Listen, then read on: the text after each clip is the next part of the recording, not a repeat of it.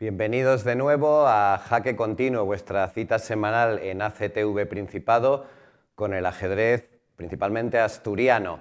En este día de hoy tenemos una entrevista súper interesante con Antonio Arias, alma mater del Open Príncipe de Asturias, el torneo Open más importante que se haya jugado nunca en España, que se disputó aquí en Oviedo, años 90. Tenemos un reportaje sobre el Campeonato de Asturias por Edades que se sigue disputando en Mieres, aunque alguna categoría ya terminó. Y estuvimos también en el Campeonato Universitario de la Universidad de Oviedo.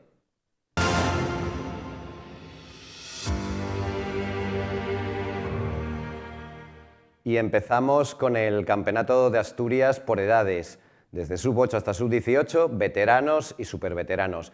La mayoría de las categorías se siguen jugando, se dilucidará este sábado quiénes son los campeones, pero hay dos categorías que ya han terminado. En sub-18, final, victoria absoluta para Paula Martínez, no femenina, absoluta. Ganó a todos, grandísimo torneo, 5,5 puntos sobre 6. La jugadora del Ciudad Naranco se proclama por primera vez campeona absoluta de una categoría. Segundo puesto para Jesús González, tercer puesto para Miguel Suárez. Y otro torneo que también finalizó es el de superveteranos mayores de 65. Estamos muy contentos de ver el éxito que tienen los torneos de veteranos. Ellos demuestran que la edad no es un problema, que van a seguir, que no van a dejar de jugar al ajedrez, y Uría el que menos, porque Uría ha vuelto a ganar, es la 9ª vez que gana un torneo de veteranos. Apabullante, 6 puntos en 6 partidas. Segundo Dionisio Bombín, tercer puesto para Deva con 3,5 puntos sobre 6 partidas. Vemos un pequeño reportaje.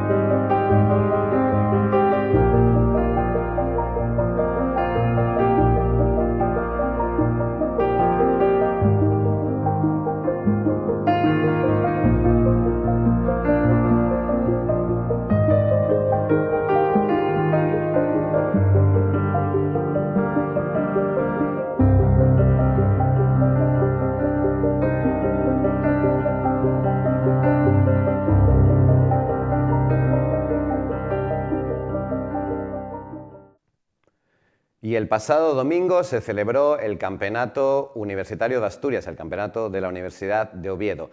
Un auténtico éxito, 53 inscritos. Vamos a ver si el ajedrez vuelve con fuerza a la Universidad de Oviedo. Además del número de inscritos, el gran nivel que había. Maestro FIDE Jonás Prado revalida el título, había ganado también el año pasado, 6 puntos en 6 partidas. El maestro FIDE Ian González, segundo, y tercer puesto para Xavier Martín. Vamos a ver un vídeo sobre el torneo.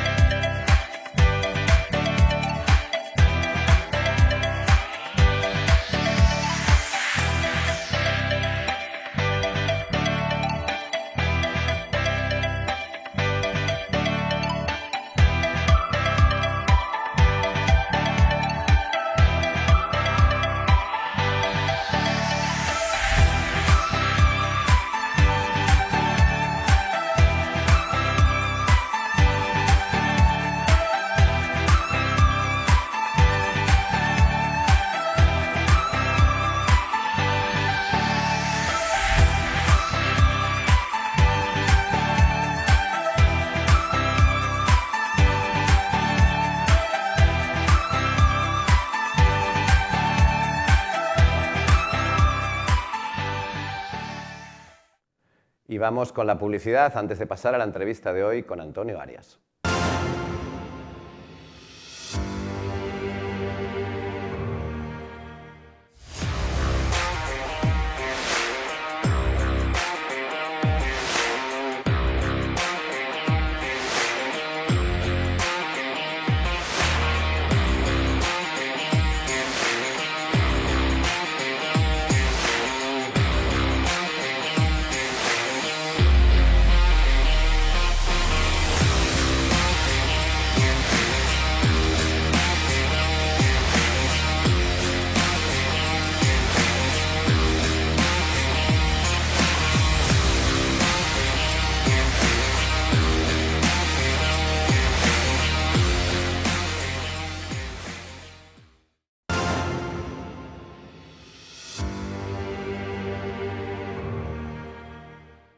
En el programa de hoy tenemos una de las entrevistas para mí más esperadas porque tenemos a Antonio Arias, que es una persona que puede contar 1.000.000 de cosas interesantes sobre el ajedrez asturiano, tanto como jugador, campeón de Asturias, como creador de clubes, tanto el Universidad de Oviedo como el Campus Viesques, y sobre todo como organizador del Open Príncipe de Asturias, el torneo Open más fuerte yo creo que se ha jugado en la historia de España. ¿Tú estás de acuerdo con eso, Antonio? Claro, estoy convencido y bueno, es algo que le debía yo al mundo del ajedrez, organizar algo grande, y yo creo que lo conseguimos con un equipo enorme, ¿no? Algún día hablaremos de eso.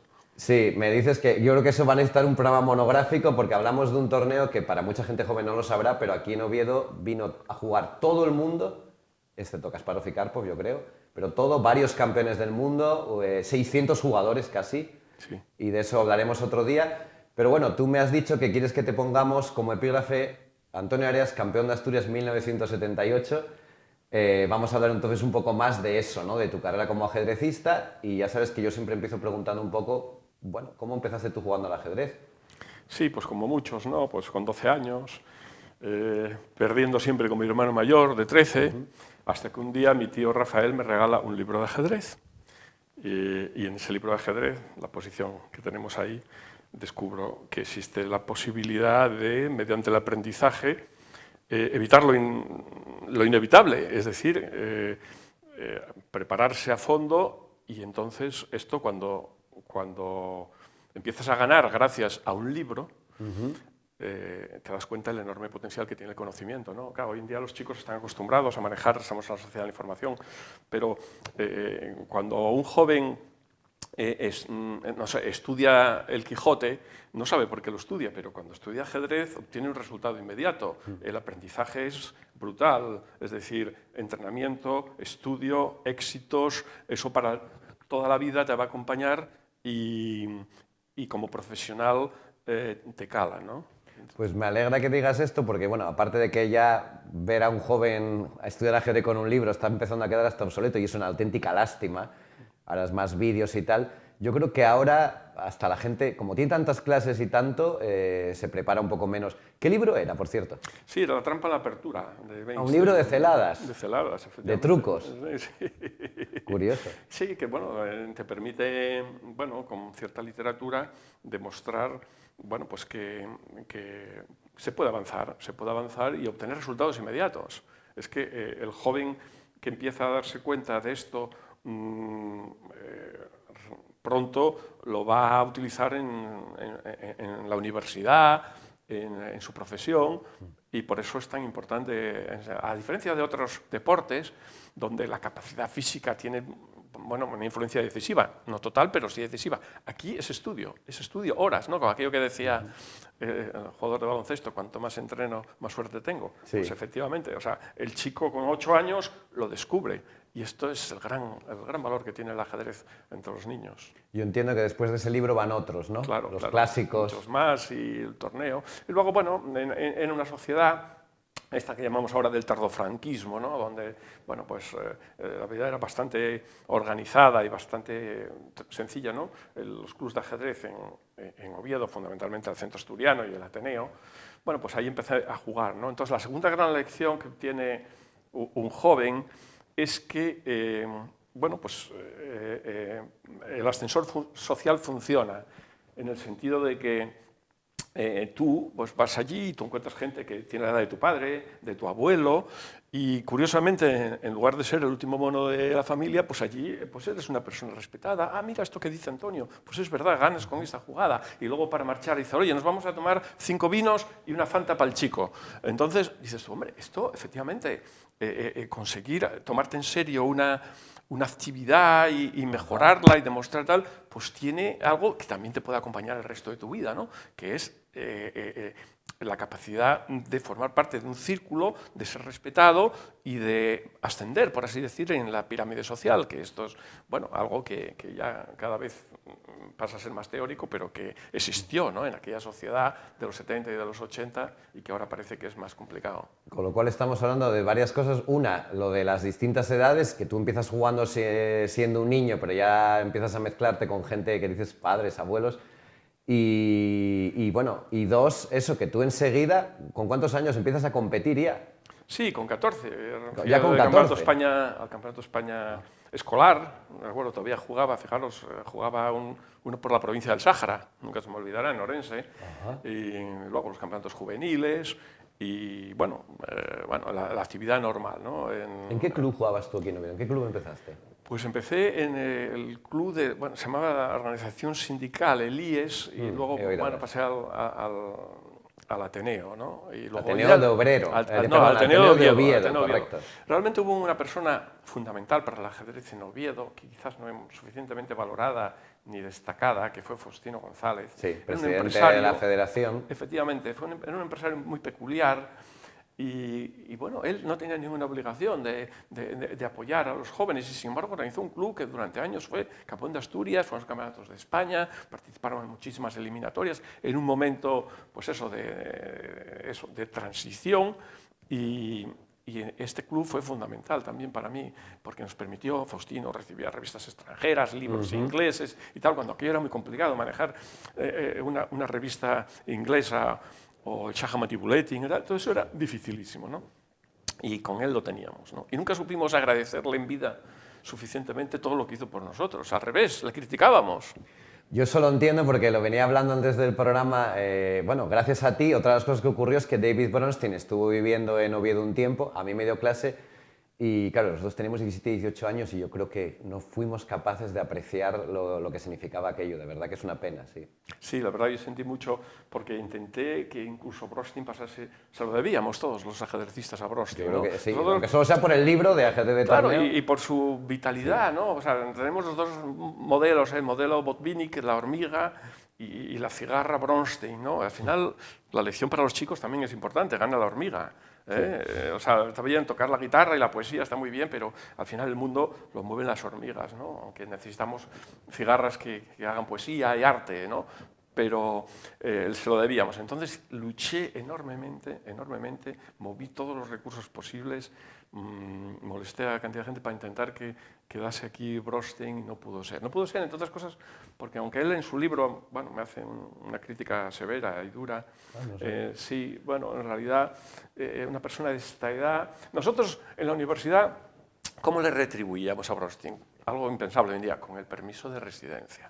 El permiso de residencia en el año 91 no era demasiado complicado obtenerlo. Él se movía por Europa, le permitía ese permiso para una persona exsoviética, bielorruso, ucraniano, le permitía, tenía 4 o 5 personas en Europa, en Oxford, en Holanda, en Francia, tenía una serie de amigos y era como ese abuelito que se va pasando entre los hijos. Bueno, aquí pasaba temporadas, hacíamos con estas clases que le permitían a él realmente decir que era profesor colaborador, entre comillas, ¿no? Porque, bueno, una regulación bastante laxa, pero que, bueno, le permitió pasar los últimos años de su vida con un cierto reconocimiento, ¿no?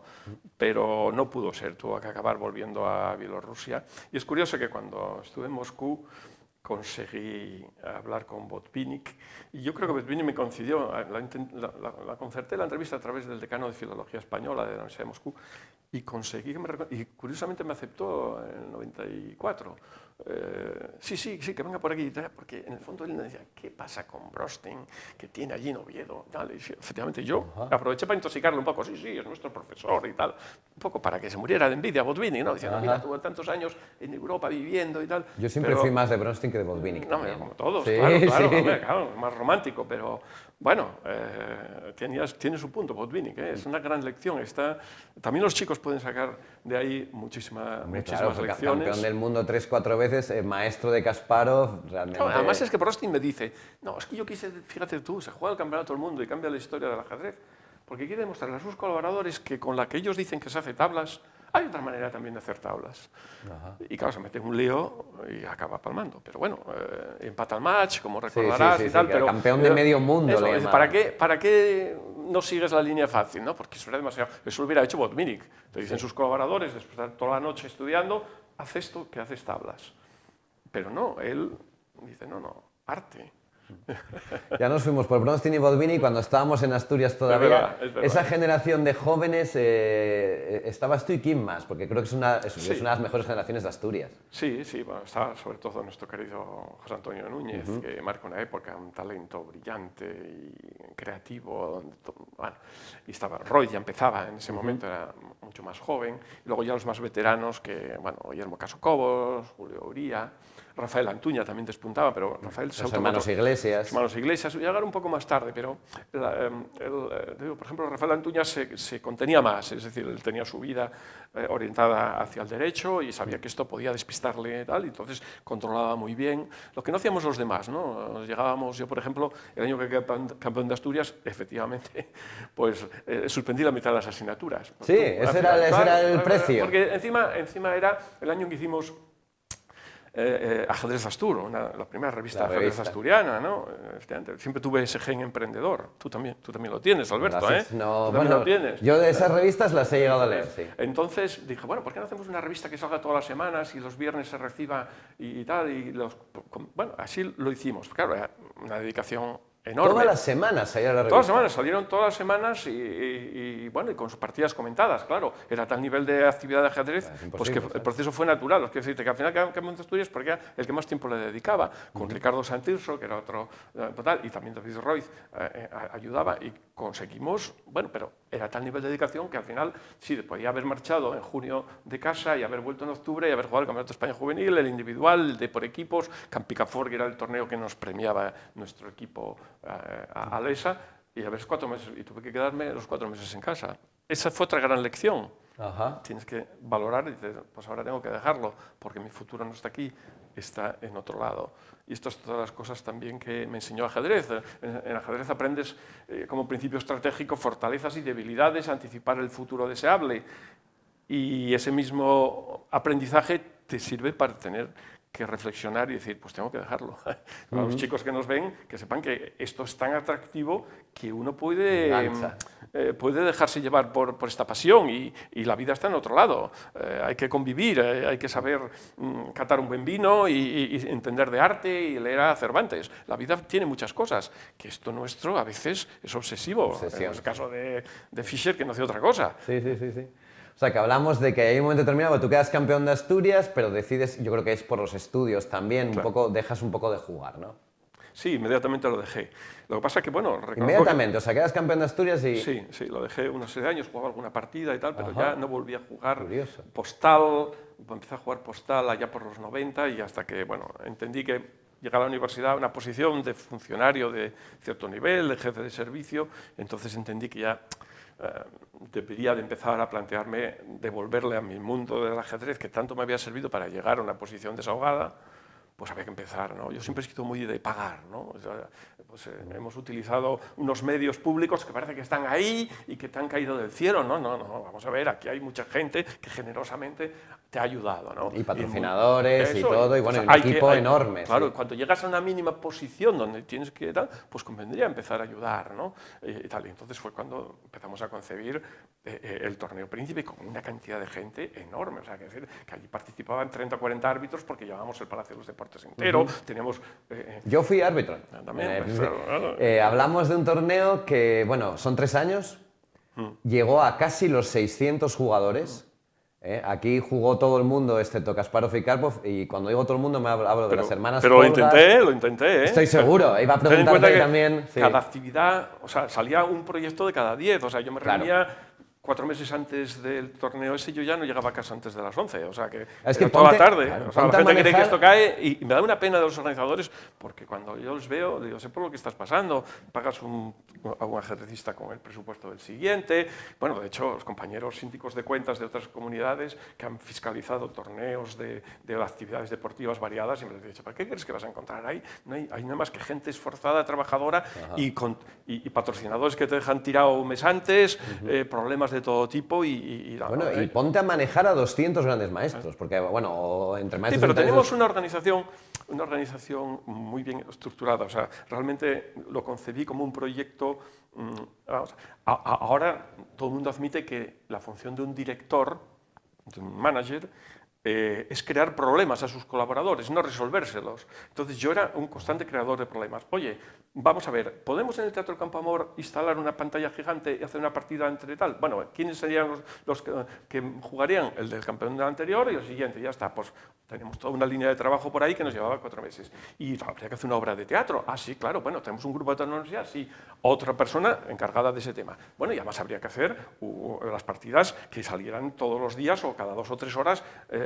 Por eso jugábamos a 45, para que pudiese dejar testigo. 45 minutos no se ha vuelto a repetir. Ahora está, Ya, efectivamente, con el reloj de tiempo añadido se pueden hacer muchas cosas para que quede un nivel de calidad aceptable. Pero en aquel momento o era media hora, pero media hora era muy poco y a finis, ¿no? Entonces, bueno, establecimos el modelo 45 que ya no triunfó. Pero bueno, eso, somos una universidad, sí, pues aquí tienen que jugar computadoras. Los maestros Es se cierto, negaban a jugar también, primera vez que yo veo jugar una computadora... Se negaban a jugar, Sí. pues entonces, No, porque condiciones sí. bajo contrato es que usted tiene que aceptar si el suizo le empareja con una computadora, pues Valery Salov. ¿Cuándo sale por primera vez la Universidad de Oviedo en el Times? Cuando Valery Salov, décimo del mundo, pierde con M-Chess. Sí, sí. M-Chess o el otro alemán o el otro holandés. Pierde. Entonces ahí sale en el Times la partida de tal. Sale en la Universidad de Oviedo, no sale por un descubrimiento científico, obviamente, ¿no? O sea, bueno, que ahí... Y en ese sentido eran 40, 50 vías el concurso literario. O sea, tenemos una gran ventaja, ¿no? Que era el nombre de la universidad y el apoyo del rector y del vicerrector Julio Rodríguez, ¿no? Y entonces, bueno, si tú escribías, por ejemplo, a Arturo Pérez Reverte para que sea miembro del jurado de del concurso literario, pues él aceptaba. bueno, ¿puede hacerlo un club modesto? Sí, pero le va a decir que no. La firma del Sí, rector, pero con el tal. nombre de la universidad, Eso, sí. como eso, muchísimas. El concurso fotográfico. Teníamos una cantidad de días. El día del ajedrez en Asturias, no se ha vuelto a repetir. Aprovechaban que los maestros cuando venía y le dábamos, entre las condiciones que le dábamos para que le pudiese compensar venir desde la otra punta del mundo, pues daba una simultánea. Lo mismo daba de Llanes a Vegadeo. Entonces jugábamos 50 simultáneas y sale el día del ajedrez en Asturias ese domingo, ¿no? Y bueno, realmente salió bien, ¿no? Bueno, era una cantidad de líos enorme, hasta el punto, bueno, pues durante mucho tiempo me siguen considerando los compañeros como el friki este del ajedrez y tal. Hasta el punto que yo tuve que ganar, y la pregunta que deberíamos cerrar ahora es ¿y por qué se dejó de hacer? Bueno, pues efectivamente yo gané en los tribunales, tuve que hacerlo con buen rollo, pero gané en los tribunales ser interventor de la universidad. Claro, el interventor de la universidad no puede estar metido en estos fregados. Vale. Y por desgracia, nadie me podía suplir. Porque estos son aprovechar. Pues, si yo iba a Madrid a una reunión y aprovechaba pues, para ir al ministerio a ver cómo va lo de Bronstein. O sea, mil cosas, ¿no? Entonces, no es tan sencillo. Entonces, efectivamente, el friki del ajedrez, luego acabé mal, porque efectivamente acabé creyéndome bien el papel del interventor también, y si me llega a pillar con el torneo de ajedrez por el medio, pues me crujen. Yo creo que, bueno, es que del Open podemos estar hablando horas de haremos un monográfico de quién vino, porque las Polgar, yo qué sé, Najdorf, Smyslow, varios campeones del mundo, Anand, Kramnik, Mil. Tendremos que poner aquí a Mark Taimanov al piano y a Vasily Smyslov. No sé si tenemos cantando, un piano, pero sí, el vídeo. Y a Portis y a Vytautas Landsbergis, que una semana antes era presidente de Lituania. Vino, o sea, todo eso, esos vídeos que están ahí, horas y horas, que hemos guardado en el Servicio de Medios Audiovisuales de la Universidad, hay que montarlo para dejárselo a las generaciones futuras en tu programa. Yo decirle a la gente que el que tenga curiosidad, porque hay mucha gente joven que no ha oído hablar de este torneo o de estos torneos, en YouTube hay un vídeo, no es una gran calidad porque es un VHS de los 90, pero hay un libro que cuenta un vídeo en YouTube, Open Príncipe de Asturias. La final se jugó en el Campo Amor, recuerdo, Judith Polgar contra el francés, contra Vasser, totalmente abarrotado. Bueno, un torneo absolutamente histórico. Tengo que darte las gracias por venir, tengo que cortarte porque nos ha pasado el tiempo volando como siempre, no hemos hablado ni de la Universidad de Oviedo, ni de Campus Viesques, ni de tu vida ahora que estás en el Oviedo 93, equipo que nace gracias a tu torneo, porque nace en 1993 con gente que se pone en ese torneo cumple ahora 30 y que cumple años, 30 años. 30 años y traeremos para celebrarlo a Veselin Topalov, lo sé, estamos que en vendrá a tu programa. Quedo comprometido, gracias. Quedo comprometido a ello. Tal. Bueno, Veselin intenta tener un perfil bajo desde el punto de vista de comunicación, pero bueno, creo que para esta visita será adecuado y bueno, para septiembre, octubre, esperemos que podamos disfrutar. Pues ahí queda eso. Despedirte, lo siento mucho, dar las gracias a todos los espectadores y desear que podamos hablar más con Antonio Heras y que nos veamos la semana que viene.